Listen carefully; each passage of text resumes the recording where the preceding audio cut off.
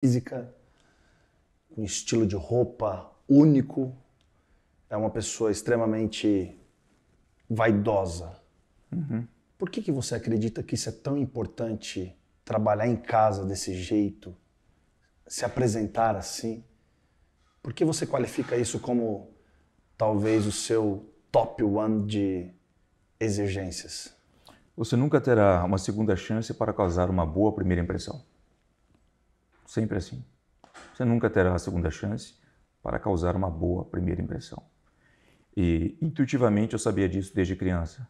Então o Finch que vocês veem hoje não começou a se vestir assim ou se comportar dessa maneira depois que começou a ter resultados. Não. Primeiro você precisa ser para ter.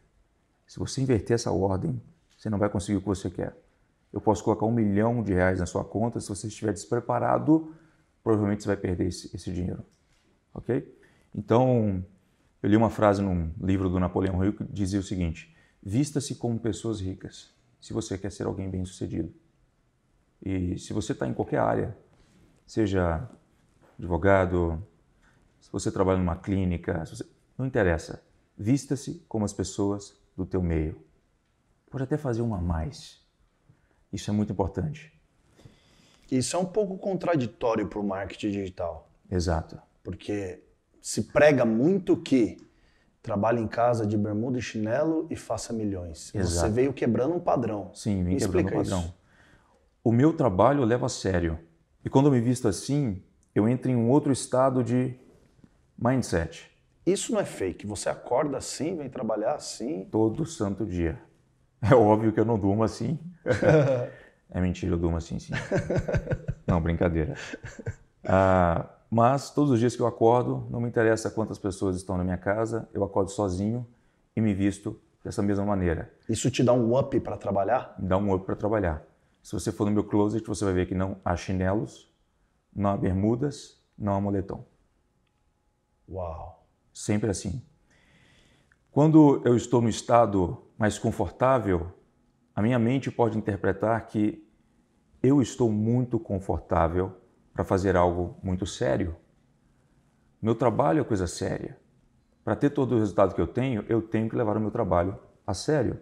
Há pessoas que são raras exceções que não precisam de tudo isso. Elas têm um foco, comprometimento ao sentar no computador, da maneira que elas estiverem, no meu caso, o computador, porque eu trabalho em casa, para fazerem um negócio acontecer. Mas me vestir assim não é só para o trabalho, vai além. Autoestima, empoderamento próprio, vários outros aspectos.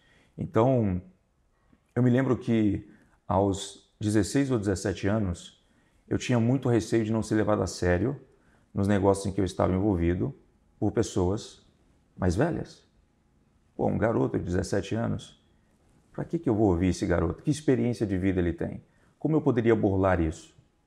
Eu lembro que numa empresa de investimentos, eu ganhei os meus primeiros R$800. Eu gastei R$500 num blazer novo em um dia de sol. Qual o motivo? Aparência. Porque você precisava falar com alguém. Precisava falar com alguém. Ir até algum cliente. Ir até algum cliente. Então você naquele momento percebeu que isso era importante para estar diante de pessoas que você nunca tinha visto e fechar um negócio. Exato, e fechar o negócio. Eu me lembro que eu fui numa loja de empresários, vestido assim. Essa loja é uma loja de informática, periféricos para computador e etc. E procurei falar com o proprietário.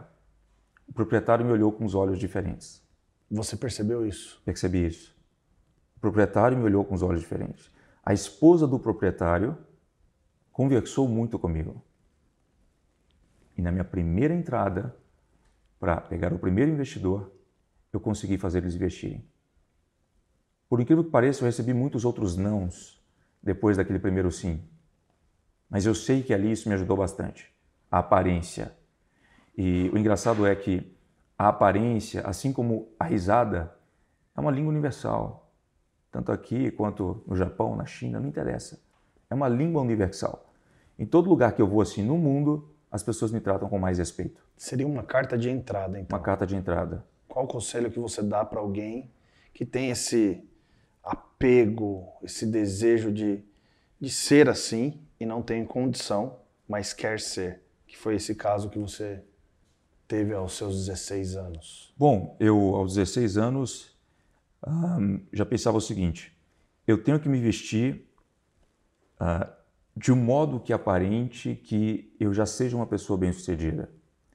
E aí quando eu ia nessas lojas comprar essas roupas, não eram lojas muito caras, para fazer com que as roupas mais baratas, digamos assim, parecessem roupas de um valor mais alto, eu ajustava essas roupas, para não ficar com muito pano sobrando e etc. Isso eu pagava R$15 para uma costureira, R$10 para um costureiro fazer. E a roupa gerava comentários, as pessoas perguntavam, nossa, você comprou onde? Cara, eu comprei ali, você conhece a loja, você sempre passou lá. É que eu só ajustei. E onde você pega referência para ser assim? Bom, filmes. As centenas, talvez milhares de filmes que eu assisti mostram isso escancaradamente na nossa cara. Como que pessoas bem-sucedidas vestem, como que sedutores vestem. É simples, está ali na sua cara. Então, juntando essas referências. E tem uma coisa que eu gostaria de falar para quem tem receio, às vezes, de se vestir assim. Você tem que somente se preocupar com as pessoas que você quer impressionar. E eu sei que muitas pessoas ainda pensam da seguinte forma. Nossa, eu não conseguiria impressionar todo mundo ao mesmo tempo. Cara, você não vai impressionar todo mundo ao mesmo tempo. Algumas pessoas vão achar que você, enfim, está vestindo uma roupa de vovô, ou que você está sendo soberbo demais, ou que você é isso, aquilo, outro. Não interessa. Você tem que sempre focar no seu objetivo final. Então, eu não quero dizer que você tem que colocar terno, blazer, nada disso.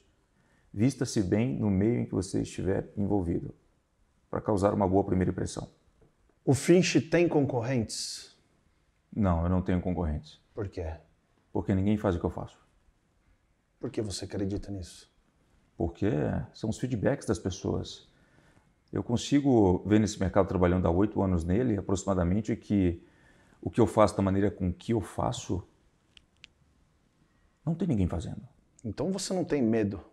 Não, mas eu gostaria de ter medo. Isso me motivaria mais, porque eu sou um cara ultra, mega competitivo. Muito competitivo.